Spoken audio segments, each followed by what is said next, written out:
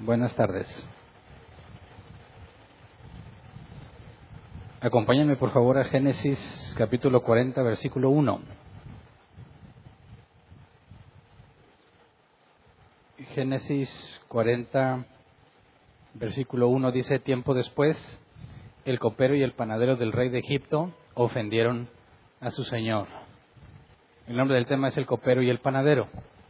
Y bueno, estamos retomando exactamente donde nos quedamos. El miércoles pasado estudiamos el capítulo 39.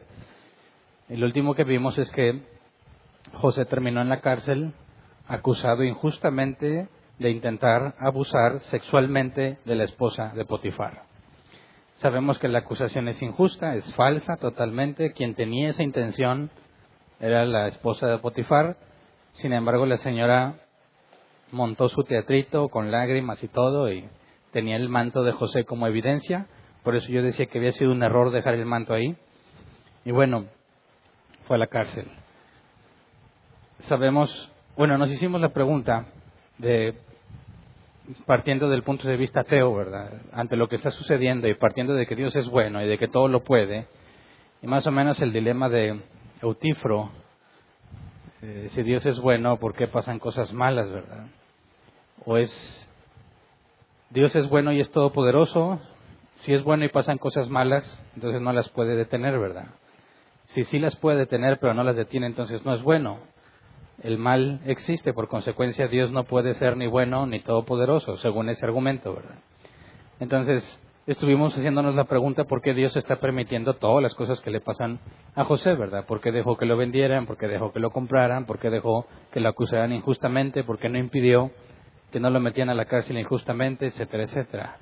Y dijimos, todavía no llegamos al punto donde podemos dar una respuesta directa a esa pregunta, pero estuvimos analizando lo que está pasando con José y dijimos que al punto en el que está en la cárcel ya había obtenido algunas cosas que no tenía. También vimos que en algún momento en el que fue vendido como esclavo, Dios lo regeneró, ¿verdad? Hubo un cambio radical en la persona de José y vimos que Dios le había dado sabiduría. Y con el trabajo que desempeñaba en casa de Potifar y después en la cárcel, vimos que estaba aprendiendo a administrar. Era muy bueno administrando porque Dios le había dado sabiduría. Así que había aprendido a administrar la casa de un egipcio importante, que era Potifar, jefe de los guardias o capitán de la guardia, que el oficio egipcio que tenía ese título era jefe de los verdugos. Y vimos que era un hombre importante para el rey, por eso el nombre de Potifar, regalo de Ra. Sabíamos que, vamos a ver un poco más adelante que Faraón le va a poner el nombre a José, el Dios que habla y vive, y ya no se va a llamar José, sino con el nombre que Faraón le dé, así que es muy probable que Potifar no se llamaba Potifar, sino que es el nombre que recibió, ¿verdad? Regalo de Ra, que para los egipcios Ra es su deidad más importante. Entonces, vimos que administrar la casa del jefe de los verdugos o el capitán de la guardia no era cualquier cosa, y que no nada más se encargaba de los asuntos de su casa, sino que también de los asuntos del campo, otros terrenos de Potifar que también eran administrados por José y que todo prosperaba. Y que después, estando en la cárcel, se había ganado José la confianza del guardia de la cárcel, ¿verdad? Lo habían puesto a cargo de todo lo que sucedía ahí. Entonces vimos que José está en la cárcel, no tiene mucha opción, ¿verdad? Lo pusieron a cargo de las cosas de la cárcel y dijimos, están aprovechando de él, ¿verdad? Porque en su condición de preso, pues no va a recibir ningún pago, ningún beneficio. Así que nos hacíamos la pregunta, ¿qué está pasando con José? ¿Por qué Dios, si es bueno y todopoderoso, por qué no está impidiendo la maldad? ¿Por qué la está permitiendo si es bueno? Pero todavía no tenemos toda la evidencia. Claro que le vamos a dar respuesta a esa pregunta y ya lo hemos hecho en otros temas. Pero en el caso de José particularmente, hoy en este capítulo 40 que vamos a analizar, nos da más información de lo que está pasando con José y todavía no tenemos información suficiente para responder la pregunta, pero nos da mucho más de lo que está sucediendo internamente con José y cómo estaba su relación con Potifar en este momento. Así que Moisés introduce dos personajes nuevos, el copero y el panadero. Vamos a leer Génesis 40, 1 al 3. Dice, tiempo después, el copero y el panadero del rey de Egipto ofendieron a su señor. el faraón se enojó contra estos dos funcionarios suyos, es decir, contra el jefe de los coperos y el jefe de los panaderos. Así que los mandó presos a la casa del capitán de la guardia, que era la misma cárcel donde estaba preso José. Ahora, en estos 3 versículos hay mucha información. Número 1, copero, en hebreo, mashke, se traduce como mayordomo o copero. Mashke viene de shaka, que se traduce como dar de beber. Entonces, el copero, además de llenarle la copa al rey y pasársela, o sea, yo siempre me imaginé que eso es todo lo que hacía el copero, ¿verdad? Estaba ahí esperando a que el rey dijera vino y le pasa la copa, ¿verdad? Sabemos que el copero es responsable de que no sea envenenado el rey con lo que toma, ¿verdad?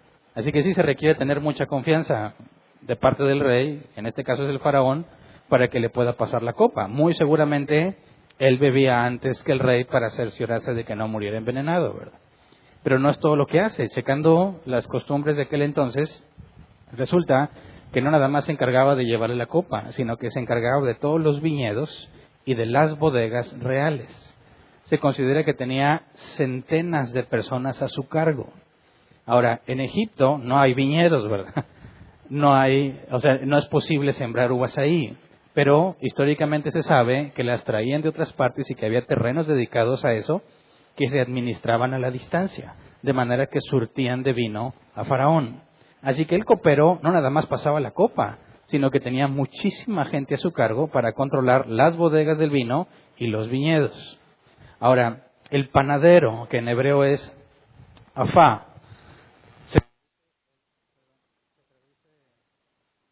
se traduce como hornear. Se nos traduce panadero porque habla de un horno. Y normalmente relacionamos el horno con el pan, pero se puede traducir como cocinero, porque no nada más el pan se hornea, también la comida. Entonces, según los datos históricos de lo que hacía un panadero, se encargaba de todo lo relacionado con el suministro y preparación de los banquetes para la mesa real. Entonces, no nada más hacía panecillos, se encargaba de toda la comida, de toda la logística, de manera que el rey siempre comiese lo mejor de lo mejor y también se aseguraba de que no fuese envenenado. Entonces, en la cultura egipcia, ser copero o panadero o cocinero eran considerados los puestos más altos que había porque la confianza de Faraón recaía en ellos para no morir envenenado ni por lo que toma ni por lo que come y que estaban constantemente en la presencia del Faraón. O sea, que no había hombres más altos que estos dos. Ahora, cuando nos dice que Faraón, ofendieron a su señor, ¿verdad? Faraón se enojó con ellos y los manda, dice el versículo 3, los mandó presos a la casa del capitán de la guardia. ¿Quién es el capitán de la guardia? Potifar. ¿Por qué los manda a casa de Potifar? Porque ahí está la cárcel. Y es ahí donde está José. Ahora esto resulta muy interesante, porque cuando José es acusado de tratar de abusar sexualmente de la esposa de Potifar, vimos que lo echó a esta cárcel que no era una cárcel pública. Era la cárcel para los presos del rey. Era un lugar considerado mucho peor que la cárcel común y corriente, porque los que estaban ahí eran, digamos, la maldad que hubiesen cometido ellos sería mucho más atroz que cualquier otra, porque estaban atentando contra Faraón, ¿verdad? Serían enemigos públicos número 1 por tratar de atentar con Faraón. Entonces resulta que Faraón le confía al capitán de la guardia, al jefe de los verdugos, que es Potifar, a estos dos hombres que son los más importantes en Egipto, y los lleva a la misma cárcel donde está José. Entonces José fue encarcelado allí mismo, ¿verdad? No ha dejado la casa de Potifar. Ahora, ¿se acuerdan que José se ganó la confianza del guardia de la cárcel? Y decíamos, pues, ¿cómo le hizo, verdad? Bueno, fíjate bien, antes de que fuese encarcelado José, ¿quién era el jefe del guardia de la cárcel? José. ¿Se acuerdan que José estaba a cargo de todo? Entonces, ¿cómo es que se gana la confianza del guardia de la cárcel y el guardia de la cárcel le confía todo a José? Porque ya se conocen. Porque el guardia de la cárcel era subordinado de José y todos tenían muy buena opinión de José. Entonces, cuando leímos en el capítulo 39, versículo 21 al 23, dice, el Señor estaba con él y no dejó de mostrarle su amor. Hizo que se ganara la confianza del guardia de la cárcel, el cual puso a José a cargo de todos los prisioneros y de todo lo que ahí se hacía. Como el Señor estaba con José y hacía prosperar todo lo que él hacía, el guardia de la cárcel no se preocupaba de nada de lo que dejaba en sus manos. Entonces, imagínate la situación. Este guardia de la cárcel sabe que quien era su jefe de todos, que era José, fue acusado. ¿Se acuerdan las palabras de la esposa de Potifar? Este hebreo nos viene a engañar a todos. Y dijimos, esta astuta mujer quiere poner en contra a todos contra José por el supuesto intento de abuso sexual hacia su persona, ¿verdad? Y vimos que un hebreo era despreciable para los egipcios al grado que ni siquiera se atrevían a comer con un hebreo. Así que lo que esta mujer trata de hacer y dejar en mal al hebreo que se encarga de todo, cuando llega a la cárcel, ¿cómo le hace José para ganarse la confianza del guardia de la cárcel? Tuvo que haberle contado su versión, tuvo que haberle dicho, soy inocente, yo no hice eso. Y para que el guardia de la cárcel le confíe todo a José es porque le creyó, ¿verdad? Así que tenemos evidencia de que al menos uno, no nos dice más, por lo pronto es uno, ahorita vemos que hay otro. Hay uno que cree la versión de José. Ahora esto se vuelve interesante porque tienes este conflicto interno, ¿verdad? Cuando el guardia de la cárcel le reporte a Potifar lo que está pasando, ¿qué le va a decir? José se está haciendo cargo de todo. ¿Por qué le tiene tanta confianza? Porque ya se hacía cargo. No nada más de eso, de la cárcel, ¿verdad? Sino de todo lo que era de Potifar. Así que podemos encontrar que al menos hay un hombre que confía en la versión de José. Y le tiene tal confianza que lo deja a cargo de todo. Imagínate cómo sería la relación si tú fueras el guardia de la cárcel y tienes un jefe que es excelente administrando y excelente en los negocios. Todos están prosperando gracias a él. Lo acusan, te cuenta su versión y le crees que es inocente. ¿Cómo tratarías a José? ¿Cómo tratarías al que era tu jefe, verdad? Entonces, no se menciona ningún privilegio, ¿verdad?, que haya recibido. Pero estuve buscando históricamente y se dice que los prisioneros que eran considerados peligrosos se les ataba. Si José administraba todo, entonces no estaba atado. Al menos hay un privilegio por el cual José puede servir en la cárcel. No lo sacan de la cárcel, ¿verdad? Hasta ahorita el único que está confiando en él es el guardia de la cárcel. Pero leamos el versículo 4. Dice, allí el capitán de la guardia le encargó a José que atendiera a estos funcionarios. Hasta ahí. ¿Quién es el capitán de la guardia? Potifar. Y le está diciendo a José, atiende a estos dos. Estos dos son de los hombres más importantes de todo Egipto. ¿Qué grado de confianza tiene en José? Fíjate bien, no solo aceptó que administre la cárcel, cosa que el guardia debería estar haciendo, pero dejó en manos de José. Sabíamos que Potifar ya sabía que cualquier cosa que le diera a José lo hacía prosperar, ¿verdad? Así que el guardia de la cárcel tuvo que haberle informado a Potifar, José está a cargo de todo. Y Potifar le dice, hazte cargo de estos dos. El faraón se los encargó a él, ¿verdad? Y él se los encarga a José. ¿Qué tanto confía en José? Tiene plena confianza. Ahora, para que confíe en él, después de la acusación que hizo su esposa, tuvo que decidir, ¿José tiene la razón y es inocente o su esposa tiene la razón? Ahora, con la confianza que está depositando en José, ¿a quién le creyó? A José. Pero entonces, ¿por qué no lo libera? ¿Por qué lo deja ahí guardado? Podríamos imaginarnos varias cosas, ¿verdad? Pero vamos a la cultura egipcia. Resulta que la esposa, además de las libertades que se permitían, ¿se acuerdan que vimos el miércoles pasado? Históricamente hay evidencia de que las esposas de hombres importantes se les permitía tener múltiples parejas sexuales sin compromiso y no era visto como algo equivocado. De hecho, eso fue lo que la esposa de Potifar les pidió a José. Hagamos lo que es normal en los egipcios. Le dijo directamente, acuéstate conmigo. Y vemos que José desaprueba el estilo de vida egipcio. Dijo, usted es una esposa casada. no puedo relacionarme con usted.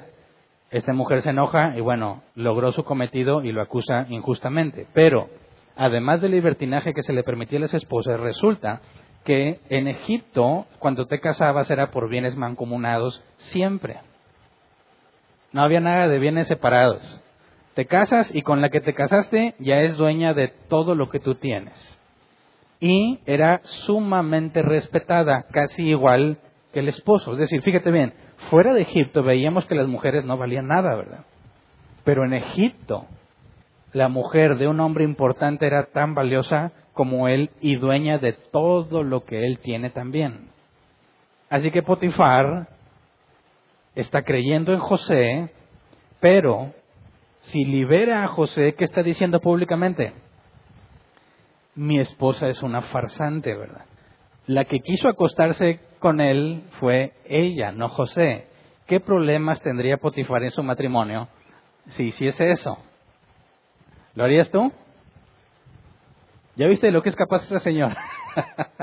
Y es tu esposa. Te meterías en problemas. Fíjate, tienes a José en la cárcel, tu esposa, cero broncas, ¿verdad? No hay problema. ¿Cómo se va a poner ella si Potifar lo saca de la cárcel? ¿Qué estaría diciendo esta mujer? Públicamente estás diciendo que yo soy una cualquiera. Lo era, ¿verdad? Pero Potifar no quiere meterse en problema, ¿verdad? Potifar está cuidando su tranquilidad y la reputación de su esposa. De hecho, varios comentaristas narran que por las presiones sociales que tenía que ver con la esposa, por la reputación que adquiere, al igual que él, desprestigiar a su esposa era desprestigiarse a sí mismo. Así que estas son pésimas noticias para José. ¿Por qué? Potifar confía en él, ¿verdad? Totalmente. Y le confía a los hombres que Faraón le confió a él. Tiene absoluta confianza en José, pero no lo va a sacar de ahí. No se va a meter en esos problemas gratis. José le es muy útil ahí en la cárcel. No lo va a sacar. La única forma en que podría sacar es que su esposa muriera, ¿verdad? Ya no se metería en problemas, pero no nos dice qué tan vieja era. ¿Cuántos años le quedaban a la señora? ¿Quién sabe? Pero fíjate entonces, ¿cuál es la posibilidad de que José salga de la cárcel? Nula. Nula. Yo me acuerdo mucho que cuando estaba trabajando de empleado en una empresa, había un señor, bueno, siempre se hacían estas juntas interdepartamentales y a mí por estar en el área de sistemas me tocaba estar en muchas de esas juntas para poder detectar posibles problemas e implementarlos vía información, ¿verdad? Una solución.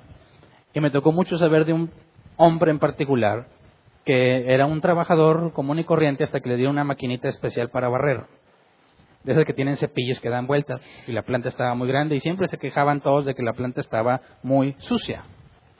Así que un día a él le dieron la oportunidad de subirse el carrito y ponerse a limpiar. Bueno, fue un cambio radical en toda la nave, ¿verdad? Empezaron a haber muy buenos reportes de la limpieza de la planta, y que quién estaba limpiando, qué metodología habían aplicado. No, es que este señor era muy bueno en su carrito. Y yo dije, mira qué bueno ver que alguien en los niveles más bajos de una empresa sin educación empieza a sobresalir por la excelencia en su trabajo. Y yo dije, qué bueno, ¿verdad? Que Dios le ayude. Pero yo no había visto el problema en el que se estaba metiendo. Porque conforme pasaban los años, y siempre se hablaba bien de él, llegó el momento en que dijeron, oye, hay una vacante para un inspector, que era subir de nivel, ¿verdad? A cualquier otro que estuviera más abajo. Y consideraron al que barría en el carrito. ¿Qué crees que dijeron? No lo muevas de ahí, porque él limpia muy bien. Pon a otro. Eso me abrió los ojos a muchas cosas que me enseñaron en la escuela, ¿verdad? De que si te esfuerzas y eres el mejor, vas a salir adelante. De que si le echas ganas y todos ven lo excelente que eres, te van a subir de puesto. Pero el problema de ese señor en particular es que era tan bueno en lo que hacía que no querían moverlo de ahí porque nadie lo iba a hacer como él.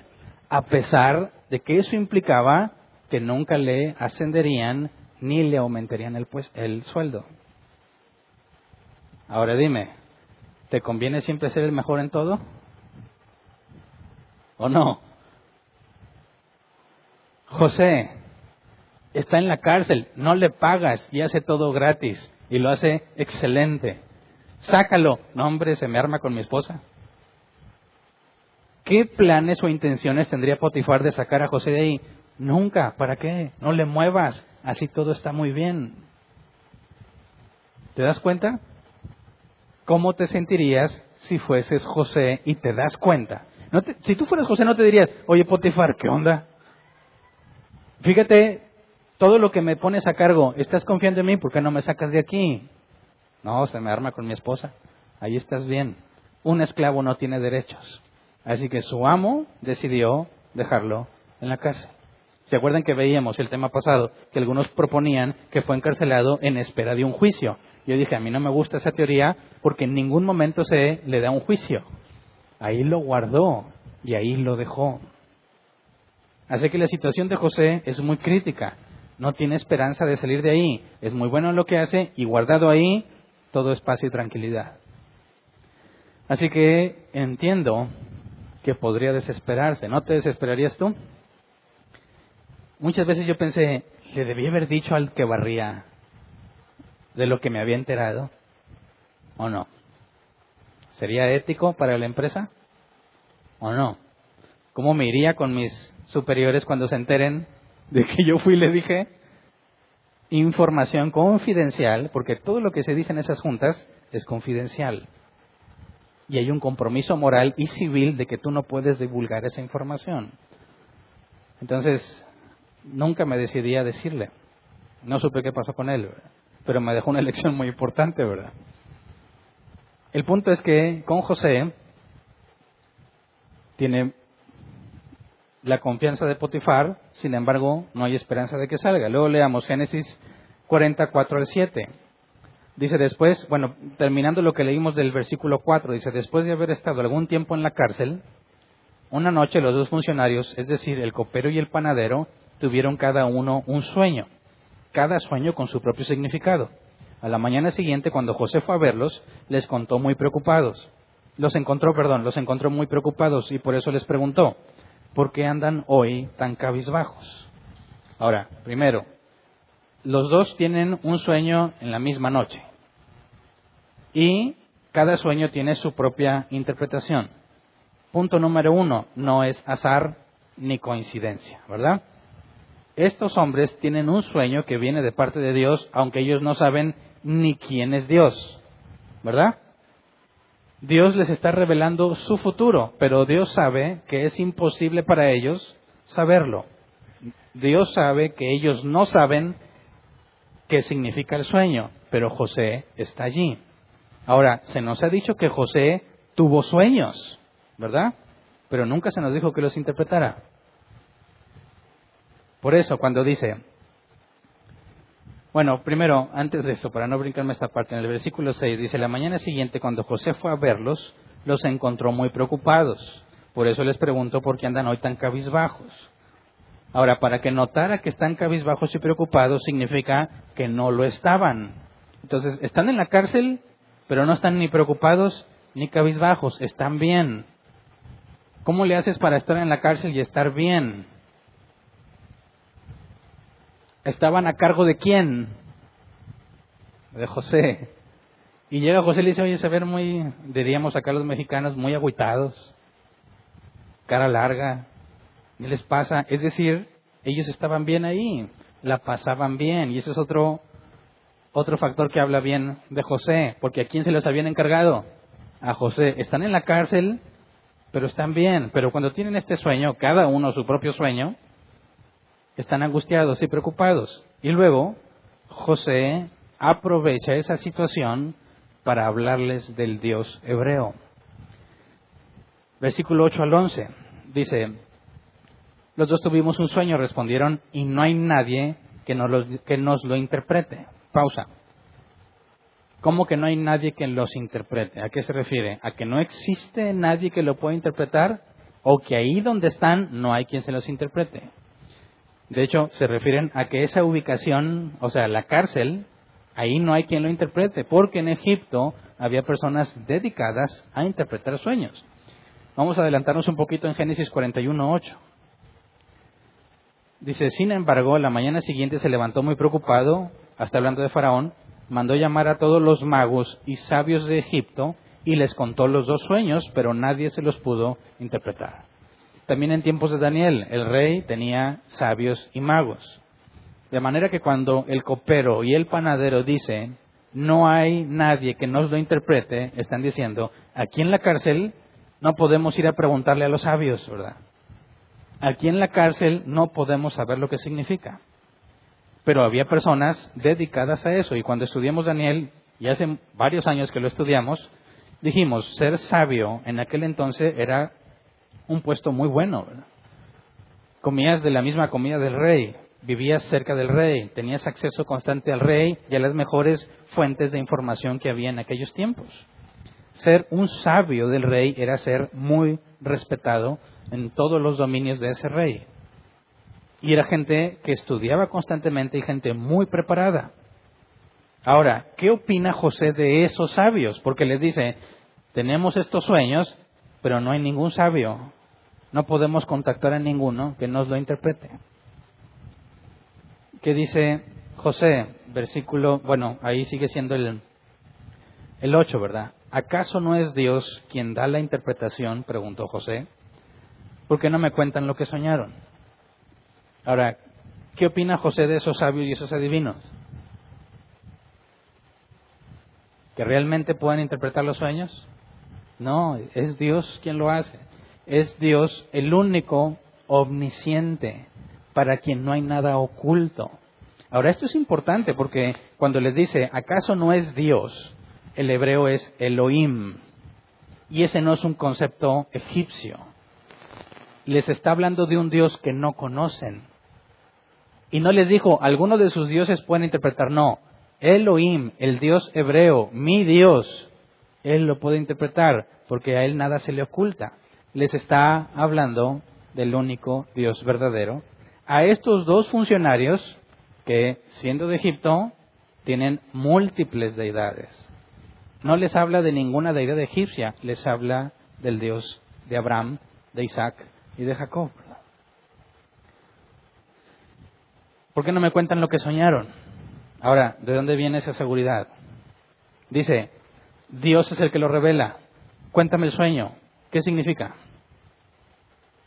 ¿Qué tiene que ver con que Dios revele y con que se lo cuentes a Él? ¿Qué está diciéndoles? Dios habla a través de mí. Dios lo sabe todo y si me cuentas el sueño, te lo voy a decir. ¿Cuál es el nombre, el título que recibe en la Biblia una persona que habla de parte de Dios? Profeta. José es un profeta cuando se trata de interpretar sueños. ¿Cómo llegó a saber esto? No lo sabemos. Pero fíjate bien lo que está pasando. En todos esos periodos difíciles, Dios está tratando con él. No nada más le enseñó a administrar, no nada más le dio sabiduría. Ahora José sabe que Dios habla a través de él. Y tiene tal seguridad que dice, dime, ¿qué soñaste? Dios es el que revela los secretos. Así que en este punto, José se sabe usado por Dios. ¿Qué está sucediendo en la vida de José en estos días tan difíciles? José llegó a la convicción interna, de que es un instrumento de Dios, pero está guardado en la cárcel, sin esperanza de salir. Fíjate bien, Dios ha tratado con él de tal manera que él no duda en lo absoluto de que si le cuentas el sueño, Dios lo va a usar para revelar lo que el sueño significa. No está diciendo, yo lo puedo interpretar. Dice, es Dios quien lo interpreta, cuéntame el sueño. Nunca se pone a sí mismo como el que tiene la habilidad para hacerlo o el que tiene la capacidad para interpretarlo. Dice, es Dios quien lo hace, cuéntamelo y Dios te va a decir lo que significa. Así que José, por experiencia propia, llegó a la convicción de que es usado por Dios. Eso significa que a pesar de todas las dificultades, su relación con Dios personal, íntima, ha ido creciendo. Ahora, dice, versículo 9, entonces el jefe de los coperos le contó a José el sueño que había tenido. Soñé que frente a mí había una vid la cual tenía 3 ramas. En cuanto la vid echó brotes, floreció y maduraron las uvas en los racimos. Yo tenía la copa del faraón en la mano, tomé las uvas, las exprimí en la copa y luego puse la copa en manos del faraón. José interpreta, ¿verdad? Versículo 12 al 13. Entonces José le dijo, esta es la interpretación de su sueño. Las 3 ramas son 3 días. Dentro de los próximos 3 días, el faraón lo indultará a usted y volverá a colocarlo en su cargo. Usted volverá a poner la copa del faraón en su mano, tal como lo hacía antes cuando era su copero. Ahora analicemos. ¿Era muy difícil interpretarlo? A ver, hay 3 ramas, ¿verdad? De las ramas salen uvas. Uno exprime las uvas y las pone en manos del rey. ¿Qué significa? Y dice, ay, pues qué fácil. Lo único que me faltaba ver era que eran las 3 ramas, ¿verdad? Porque el hecho de que les exprima y se las dé al rey, dices, pues es su trabajo, no es del copero. Si ese sueño significa algo, pues que va a volver a ser copero. Lo único difícil eran las 3 ramas. Bueno, pero puedes haber sacado cualquier otra interpretación, ¿verdad? ¿Se acuerdan cuando estudiamos Apocalipsis y hablamos de los 4 jinetes?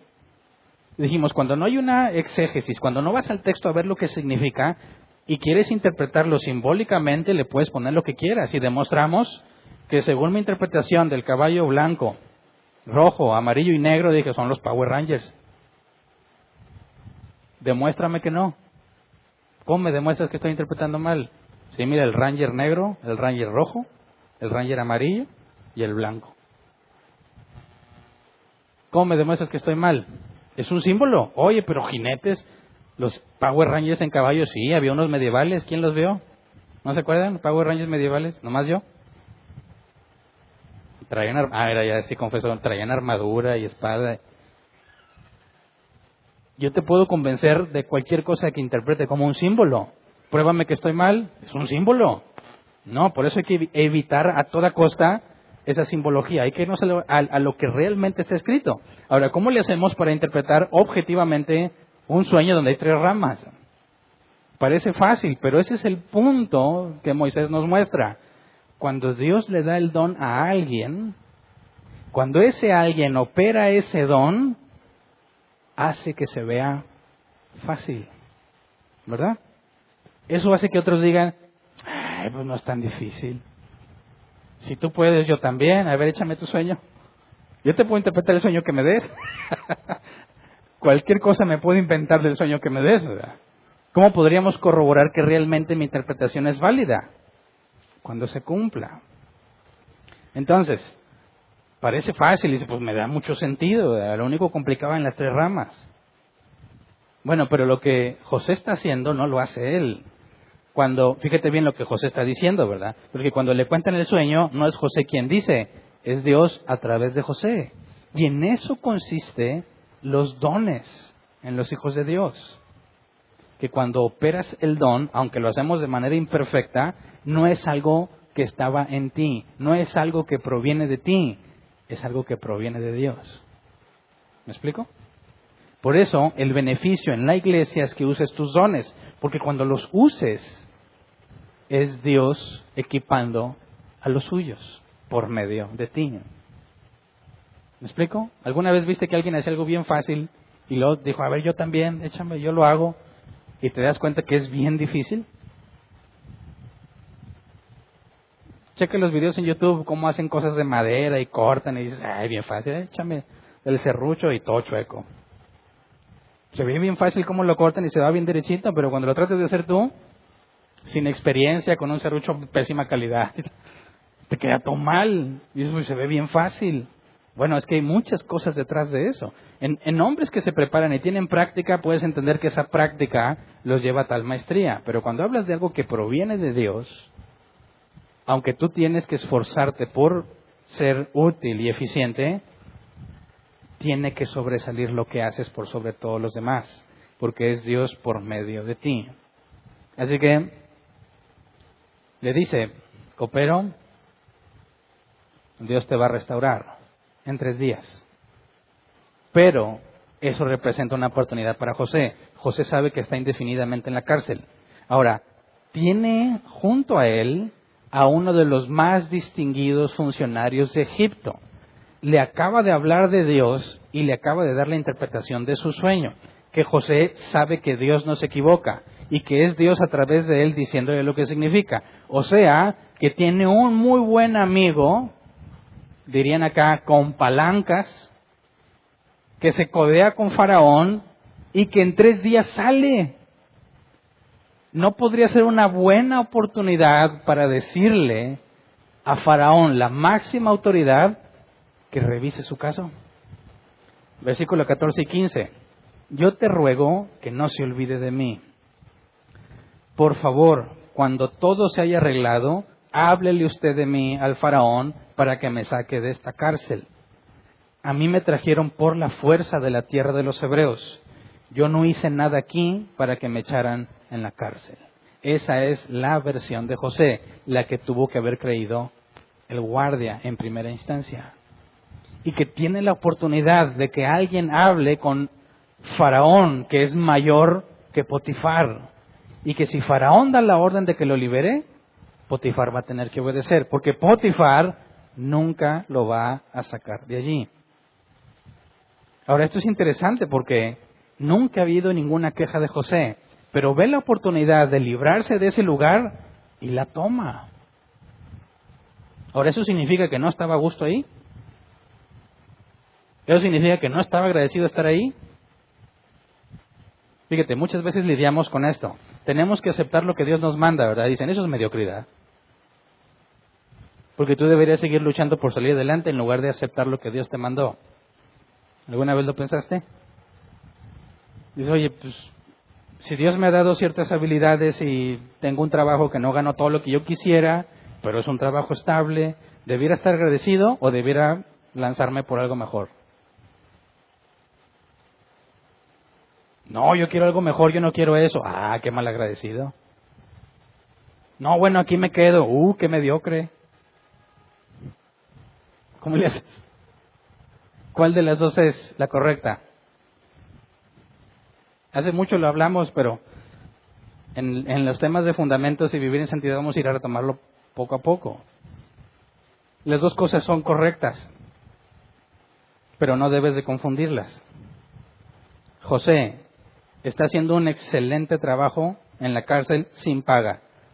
El único beneficio que podríamos comprobar es que no está atado. Es tan bueno en lo que hace y Dios lo usa ahí, pero ve la posibilidad de librarse del lugar en el que está y la toma. Pero nosotros muchas veces cometemos el error de echar a volar la imaginación. Mira, cuando las cosas van muy mal y tú sabes que Dios es todopoderoso y que Él cuando quiere que gemas del infinito ni que nada, Dios en un instante te cambia la vida. Una llamada, lo que sea, te encuentras a alguien, un instante y Dios te cambia la vida. El punto es que no lo hace. Y estás ahí, en los días malos, en la situación difícil. Y al principio estás muy optimista. Pues un día malo cualquiera, ¿verdad? Y los días malos no se van, y no se van, y no se van, y no se van. Y empiezas a pensar, esto ya está raro, ¿verdad?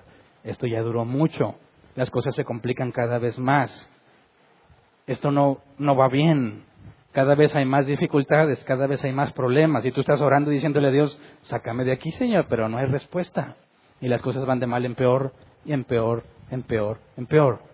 Y luchas contigo mismo, ¿qué debo de hacer? ¿Salgo a buscar algo o espero en Dios? Todos deben enfrentar esa lucha tarde o temprano. ¿Busco acoplarme a lo que tengo o arriesgo todo por más? ¿Qué haces? ¿Qué has hecho? Ese conflicto todo cristiano lo deberá enfrentar tarde o temprano. O te adaptas o reniegas de lo que tienes y vas por más. ¿Cuál es la voluntad de Dios? José lo está plasmando claramente. José, ¿qué hizo José cuando lo vendieron como esclavo? Bueno, se encargó de ser el mejor esclavo que hay, ¿verdad? Cuando lo metieron a la cárcel, el mejor preso que hay. Ante la oportunidad de salir de ahí, la toma. ¿Qué significa? José no está a gusto allí, pero se adaptó a vivir allí. Adaptarte no es lo mismo que resignarte. ¿Me explico? Si Dios ha prometido que no te va a faltar comida, ni techo, ni vestido, y tienes muy poca comida, tienes ahí algo de techo y vestido ya bien ajetreado, pero lo tienes, ¿qué debes de hacer? Te adaptas, pero aprovechas cualquier oportunidad que se presente. José y María va embarazada, tienen que ir a cumplir el censo, ¿verdad? A Belén. ¿Dónde se quedaron a pasar los días? Al menos antes de que Jesús naciera, en un establo, en un lugar acondicionado principalmente para animales, pero que cuando las familias se reunían o había eventos de ese tipo, se adaptaba para que las personas estuvieran allí. Tienen al Rey del universo allí y nació en un lugar muy humilde. Se adaptaron. ¿Es lo que ellos querían? Dijeron, oye José, nos vamos a un lugar muy bien, o hay con los animales. Ay, con los animales. No. ¿Qué oportunidad había? ¿Cuál es la situación? Y te adaptas, pero eso no significa que te resignas. Sigues manteniendo la esperanza, la expectativa de que se presente la oportunidad y salgas, pero al mismo tiempo no reniegas de lo que tienes. Porque si Dios es justo y es fiel y no miente, y ahora te falta para vivir, ¿quién lo está haciendo mal? ¿Tú o Dios? Dios no. Tú, porque estás gastando más de lo que deberías gastar. Ese es el problema de muchos. Queremos tener una vida que no podemos costear. Y sufrimos porque quieres tener cosas que no puedes tener. Pero ¿sabes cómo se arregla? Adaptándote. Te deshaces de las cosas que no completas, que no puedes sostener. Bajas el costo de vida y vas a ver cómo vas a empezar a completar. Pero eso no significa, bueno, así voy a ser siempre. No, tengo que ser un buen administrador. Si me cortan el presupuesto, no voy a pelearme para que me den más presupuesto. Voy a hacer todo lo mejor que pueda con el poco presupuesto que me dieron. Eso me hace un buen administrador, ¿verdad? Si me das poco presupuesto y me peleo contigo porque quiero más, todo lo contrario a una buena administración. Y eso es lo que muchos hacemos. Dios nos empieza a recortar el presupuesto y nos enojamos. Le reclamamos. ¿Por qué, Señor? Tú me tenías acostumbrado a esto, no me des el bajón. Yo tengo una calidad de vida que debo mantener, soy hijo del rey. Necedad, necedad. Esta es tu situación. Adáptate y adminístralo lo mejor posible. Pero sigues manteniendo la esperanza de que los días malos terminarán, porque la Biblia dice que vendrán días buenos y días malos, y que ambos los envía Dios. Así que tenemos la esperanza, vendrán días mejores. José ve la oportunidad. Acuérdate de mí cuando salgas. Háblale a Faraón de mí. El problema con esa esperanza es que a veces echamos a volar demasiado la imaginación. Ahorita vemos ese ejemplo. Por lo pronto, sigamos. Génesis 40, 16 al 19. El copero le dice su sueño a José y José le dice, en 3 días sales. También soñó el panadero y se anima, ¿verdad? Oye, este José sí da buenas revelaciones, ¿verdad? A ver, yo soñé esto. Dice, al ver que la interpretación había sido favorable, el jefe de los panaderos le dijo a José, yo también tuve un sueño. En ese sueño llevaba yo 3 canastas de pan sobre la cabeza. En la canasta de arriba había un gran surtido de repostería para el faraón, pero las aves venían a comer de la canasta que llevaba sobre la cabeza. ¿Qué significa? También hay 3, ¿verdad? Y también están relacionadas con su trabajo. El único problema es que las aves se la comen. Pero digan, bueno, es que yo voy a ser tan dadivoso que las aves van a venir a comer, ¿verdad? No. José le respondió, versículo 18, esta es la interpretación de su sueño. Las 3 canastas son 3 días. Ahí vamos bien, ¿verdad? Dentro de los próximos 3 días, el faraón mandará que a usted lo decapiten y lo cuelguen de un árbol y las aves devorarán su cuerpo. Ahora, las canastas de pan sobre la cabeza era la forma común en que los hombres llevaban sus cargas. Las mujeres las llevaban sobre los hombros, los hombres sobre la cabeza. Entonces, que vaya con las canastas en la cabeza era lo normal, parte de su trabajo. Aquí el problema son las aves, ¿verdad? Y le dicen, te van a decapitar y te van a colgar de un árbol. O sea, el cuerpo sin cabeza. ¿Por qué lo colgarían de un árbol? Dice, las aves devorarán su cuerpo. ¿Qué significa eso? Recuerdan, no sé si lo conoces, pero los egipcios ponían especial énfasis en la vida después de la muerte y la preservación del cuerpo en tumbas y procesos de momificación complejos, ¿verdad? Bueno, para un egipcio tan importante debería tener una tumba elegante. Pero ¿cómo va a quedar? Colgado de un árbol, sin sepultura. Las aves comerían de su cuerpo, lo que indica para un egipcio es que él no va a poder ir a la vida venidera. Según la creencia de los egipcios, no va a poder hacer el viaje hacia el reino de los muertos. Era una de las vergüenzas mayores para ellos. Y es lo que le dice José. Ahora imagínate la cara del panadero cuando José le dijo eso. ¿Qué habrá dicho? ¿Qué habrá dicho el panadero? Eres bien mentiroso. No te creo nada. Tú tampoco le creas. ¿No trataría de convencer al otro que es pura mentira la de José? ¿O lo aceptarías? Mira, a tu amigo le va a ir con ganas y a ti de lo peor. ¿Le crees? Muchos dirían, yo no lo recibo. Bueno, ¿cómo sabes que esa interpretación es verdadera? ¿Cómo sabes que un profeta dijo la verdad? Deuteronomio lo dice. Si se cumple, ¿verdad? Génesis 40, 20 al 22 dice, en efecto, 3 días después el faraón celebró su cumpleaños y ofreció una gran fiesta para todos sus funcionarios. En presencia de estos, mandó sacar de la cárcel al jefe de los coperos y al jefe de los panaderos. Al jefe de los coperos lo restituyó en su cargo para que una vez más pusiera la copa en manos del faraón. Pero, tal como lo había predicho José, al jefe de los panaderos mandó que lo ahorcaran. Y dices, caray, entonces primero lo ahorcaron y luego lo decapitaron. Eso quiere decir que Faraón encontró culpable al copero. Perdón, al panadero, estoy matando al otro. Ahora, cuando dice, celebró su cumpleaños y les mandó sacar de la cárcel, dice, ¿por qué el hecho del cumpleaños? Bueno, porque resulta que no nada más en Egipto, sino en muchas partes en esos tiempos se acostumbraba que en el cumpleaños de un rey se practicaba la amnistía. De hecho, tenemos una festividad similar cuando Jesús es llevado ante Pilato y pretenden liberar a uno, a quien quiere que les libere.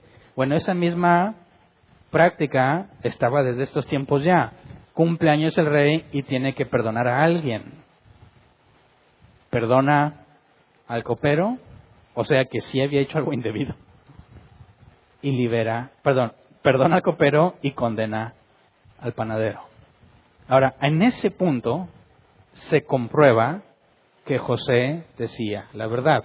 Ahora, imagínate lo que alguien pensaría en los pies de José, sabiendo que ya es el tercer día.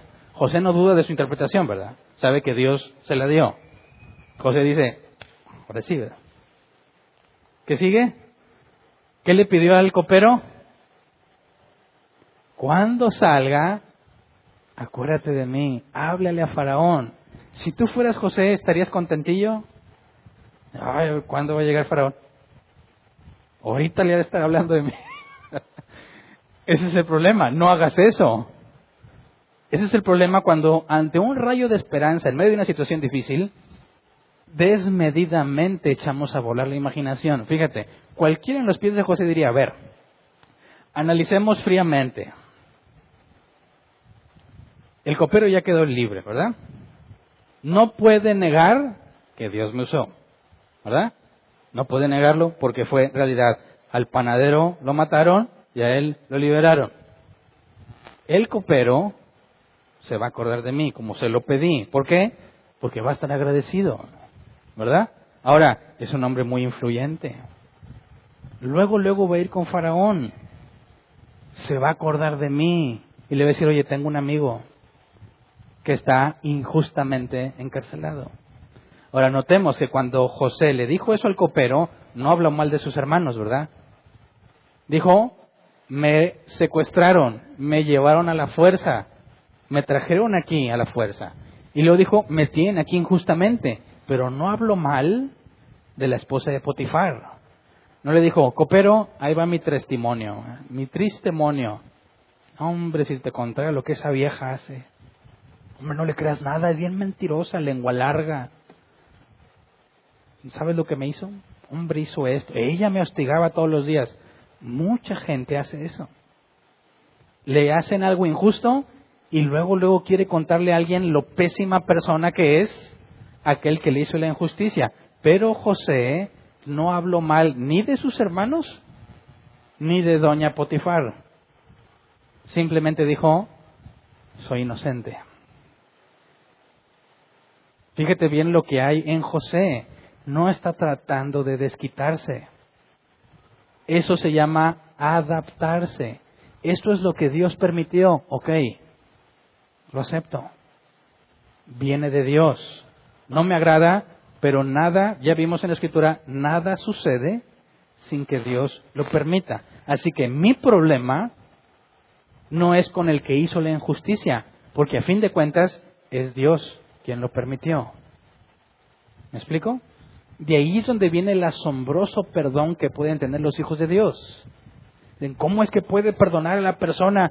Porque ese hijo de Dios sabe que esa persona no es la causante de su malestar, sino que Dios permitió que eso pasara con un buen propósito. Así que podrías decirle al que te ofendió, no hay problema. Mi asunto no es contigo, mi asunto es con Dios. Y si Él lo permitió, hay una buena razón. ¿Cómo le hacen los cristianos para perdonar? Porque los cristianos entienden que nada pasa sin que Dios lo permita. No tienes por qué tratar de desquitarte de ese, porque a fin de cuentas no fue ese, ¿verdad? Porque si ese hubiese querido hacerte todo el daño que quiera, no va a poder si Dios no se lo permite. Pero si Dios se lo permitió, entonces lo acepto. Aquí está clara la situación de José. Está en la cárcel, sabe que es injusto, pero no tiene rencor con doña Potifar ni con sus hermanos, porque sabe que Dios lo está haciendo. Ve su oportunidad, trata de tomarla. Pero si José pensara como nosotros y empezamos a analizar todo esto, mira, ya salió, ahorita de estar allá con Faraón, de seguro se acuerda lo que le pedí, es bien importante, tiene palancas. A muchos cristianos he escuchado decir eso. Oye, estoy tratando de entrar allá, oye, está difícil, no te preocupes, tengo palancas. ¿Cuál palanca? Dices, ¿Dios o qué? No, ahí tengo un padrino, un amigo, un vecino, el primo de no sé quién. No, que la atención. Eso es lo que le da confianza. Eso es lo que le da confianza. Que tiene un amigo, un familiar, un vecino, un primo, lo que sea ahí. En lugar de decir que sea lo que Dios quiera. ¿Me explico? ¿Se entiende la diferencia poner la confianza en un individuo en lugar de aceptar lo que Dios haya decidido que pase? Ahora, fíjate, sigamos pensando en esta locura, ¿verdad?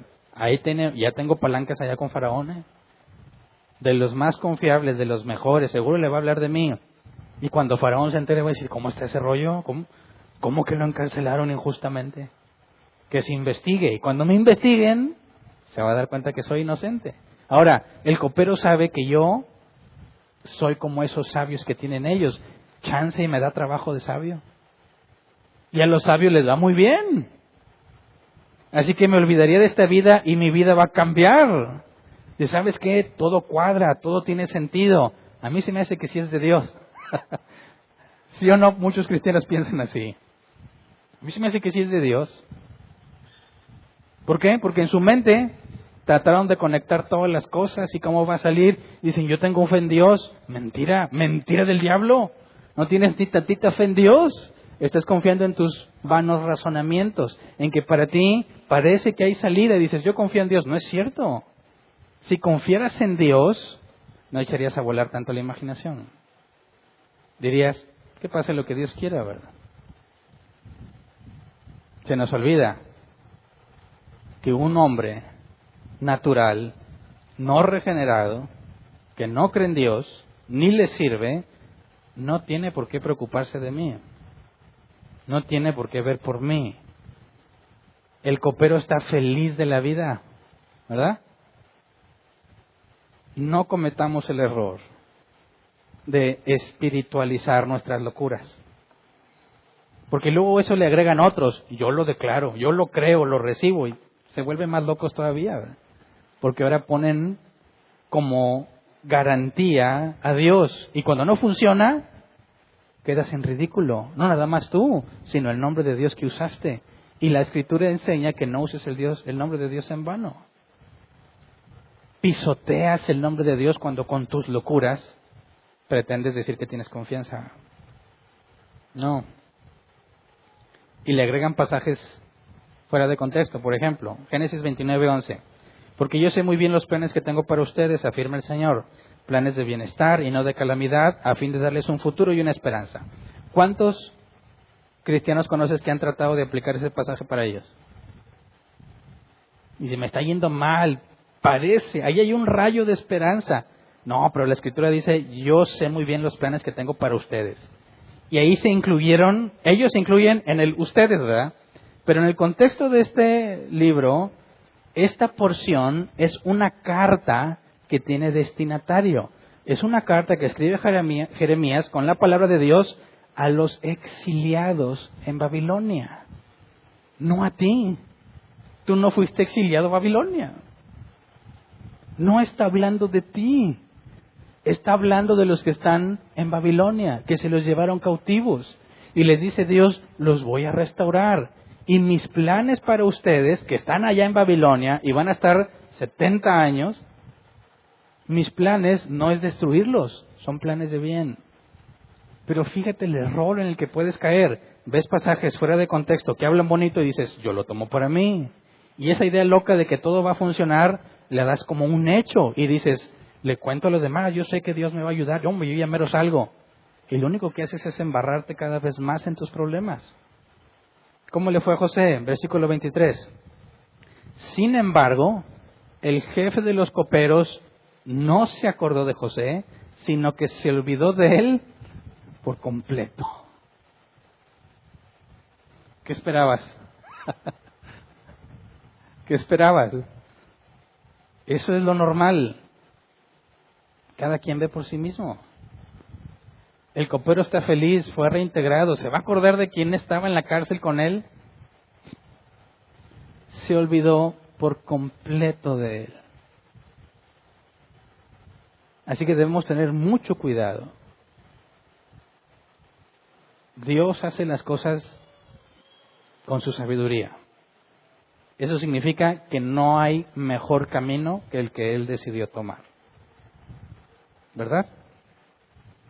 Si estás en una situación difícil y ves un rayo de esperanza, no te aloques. No te aloques. Te lo digo por experiencia. Te va bien mal y dices, no, pero ya se ve, mira, él le va a decir a este y luego a este y esto, y se acaba el problema. Y no pasó nada y sigues ahí. Vuelve a pasar algo. Oye, me hablaron por teléfono que a lo mejor se hacía un proyecto. Ay, gracias a Dios, esta es la salida. Vas y cuánto y no se hizo nada. Y así me pasó muchas veces hasta que dije, basta, ¿por qué me estoy lastimando a mí mismo tanto? Me hablaban, pura mentira, no va a hacer nada. Y le decía, no puedo pensar así, ahora mejor esta vez sí es, y otra vez hacerlo. Hasta que aprendí y dije, mira, si es de Dios, va a pasar. Si no, no. ¿Para qué me emociono? Ni para qué me agüito. Yo sigo administrando lo que tengo de la mejor manera que pueda. Y Dios sabrá cuándo me lo quita. Y el tiempo se pasa mucho más rápido. Y un buen día te hablan, Hernán, está hecho. Y la vida te cambia. José estuvo 2 años más ahí metido. Porque al copero se le olvidó. Pero no es culpa del copero. Porque hay un Dios todopoderoso que pudo haberle recordado cada día de su vida al copero que José estaba ahí. Pero al copero se le olvidó. ¿Por qué? Porque esa es la voluntad de Dios. ¿Sabes? Puede ser muy bueno el plan de salir y chambear como sabio. Pero no se compara con lo que Dios tenía preparado para José. Por eso no es sabio imaginar en tu propio criterio lo que Dios va a hacer.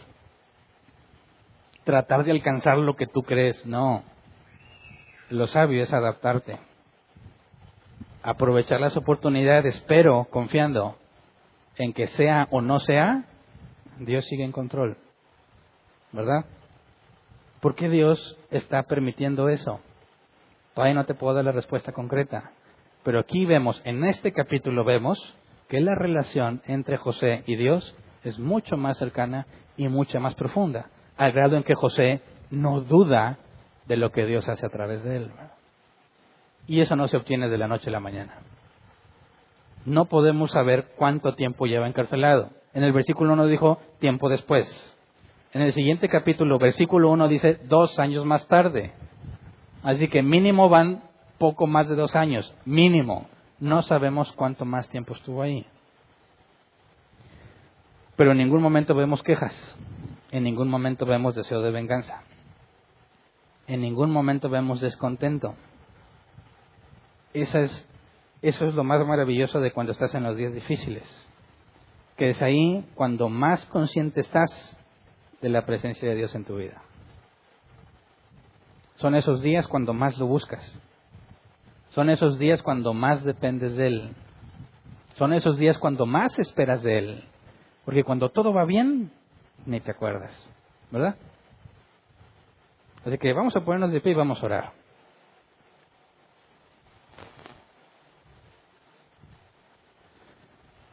Próximo miércoles vamos a tener la respuesta a la pregunta ya, ¿verdad? Ya sabemos lo que va a pasar, pero la idea es responderlo conforme lo vamos estudiando, ¿verdad?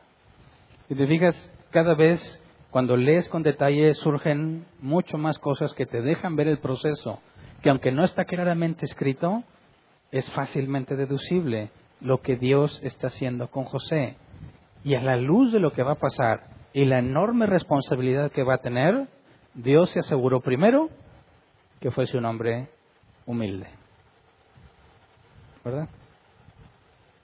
Agradecido con lo poco que tiene, sabio para administrar, para que cuando llega lo que Dios le va a dar, no pierda la cabeza, no se despegue del suelo, no diga como Nabucodonosor, mi mano y mi poder me han dado todo esto. No, cuando Dios trata contigo y te hace ver que no eres nada y que sin Él no puedes hacer nada, te lo aseguro, porque Dios no falla, que no se te olvida que todo proviene de Él. Podrás quejarte de la casa en la que tienes, pero cuando Dios te enseña que no eres nada y que no mereces nada, gracias Dios por esta casita. Gracias, porque ni esto merezco. Si otro día otra vez huevo, cuando Dios trata contigo, gracias por este sabroso y delicioso huevo, porque no lo merezco. Tu perspectiva cambia totalmente. Y es lo que vemos que está pasando con José. Hay una preparación interna. El ateo dice, ¿por qué un Dios bueno permite eso? La pregunta está basada en la ignorancia. No sabe cómo es Dios, no sabe cómo obra Dios, no sabe que lo más valioso no es la situación.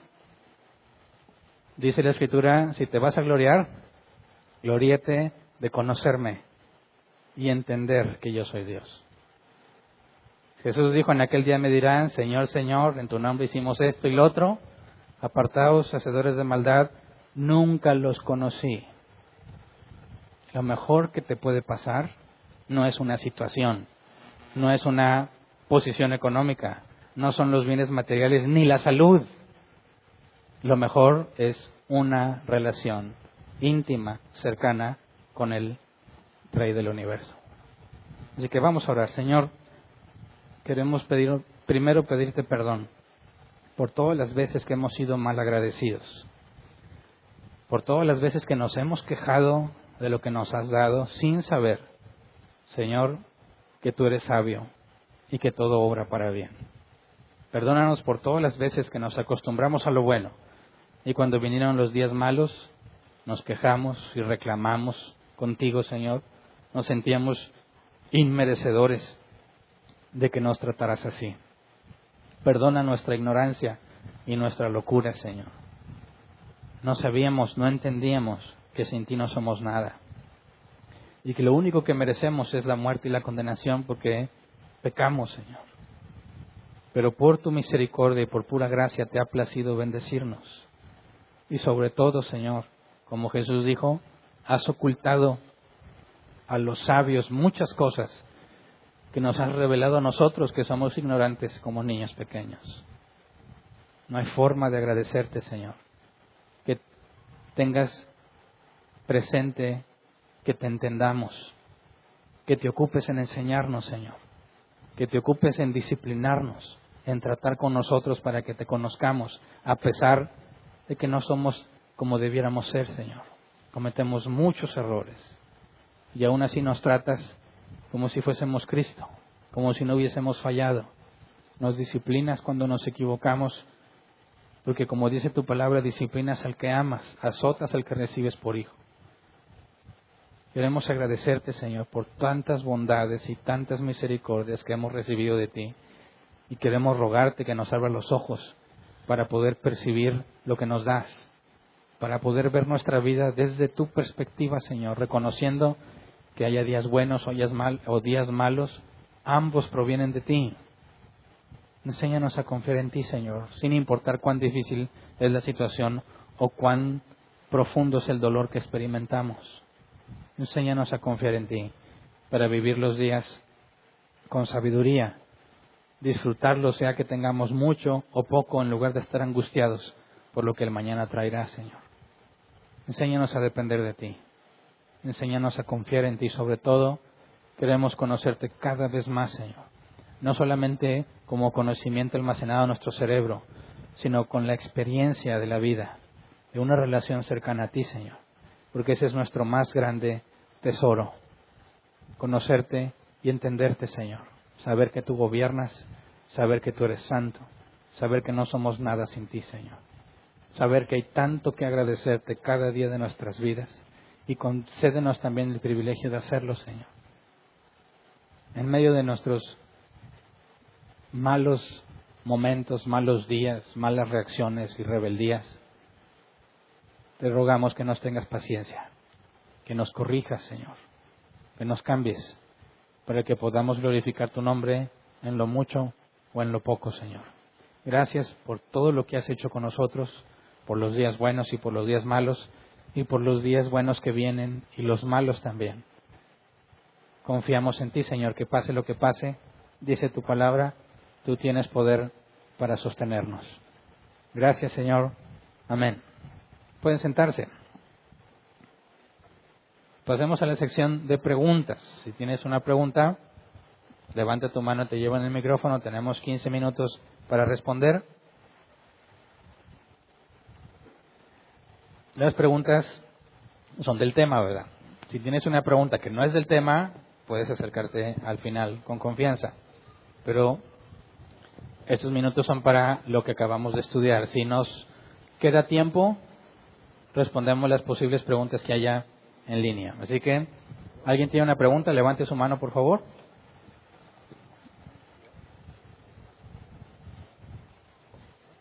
¿No? ¿O fui muy claro o no entendieron nada? Sin preguntas. Muy bien, ¿hay preguntas en línea? Tampoco. Muy bien. Despedimos entonces a los que nos acompañan en línea. Esperemos que sigan estudiando con nosotros. Saben que mañana jueves tenemos la sección de preguntas. Si no estás incluido en el grupo de WhatsApp, escríbelo ahí en los comentarios para que te manden las instrucciones. El grupo de preguntas y respuestas es para foráneos. Los que estén aquí en la ciudad o cerca de nosotros pueden acudir personalmente y hacer sus preguntas sin problema, ¿verdad? Los que están afuera, que no pueden, para eso dedicamos ese grupo. Así que si Dios quiere, los veo mañana en el grupo, y a los demás, si Dios quiere, también el próximo domingo en la próxima sesión. Listo.